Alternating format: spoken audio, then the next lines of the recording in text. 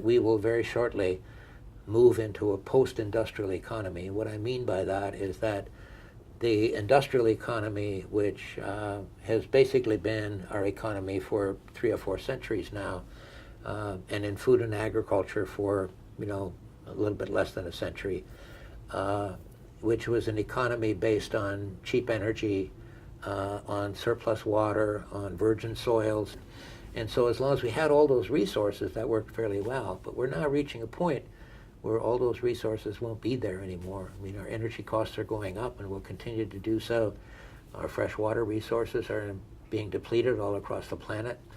The resources like rock phosphate and potash, which are primary fertilizer facilities that farmers in the industrial system use, are being depleted all across the planet. And we're not going to have the stable climates that we've had in the past, which are also important to these huge specialized monocultures. You need to have, if you're going to have almost 90% of your cultivated land in Iowa in just 2 crops, corn and soybeans, you need climate that's consistently favorable to corn and soybeans. And that's probably not the future. Trying to get people to change is not a useful mission. I think that it's more important to anticipate the changes coming at us and engage people together in preparing for getting a head start in preparing for those changes. And there are a lot of things, whether you're a farmer or a non-farmer, no matter what you're engaged in, you can begin to see some benefit from anticipating those changes and getting a head start. And I see this even in conversations that I have with my friends who are farmers who are still industrial farmers. And when I used to go to them and say, what you're doing is not going to work in the future and you got to change, it gives them the impression, well, I'm doing it right and you're doing it wrong. And then, you've lost them at that point.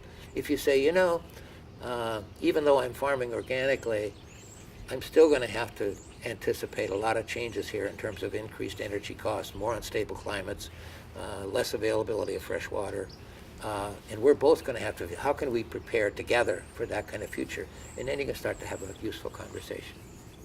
Milton Friedman, who was not my favorite economist, did say once that change really comes without a crisis. But he said when the crisis comes, you need ideas floating around to direct the change. And I think that's really where we are right now. There are going to be a series of crises which are going to come, and some of them are going to be painful. But they are going to create enormous opportunities for changes that we can't even imagine now.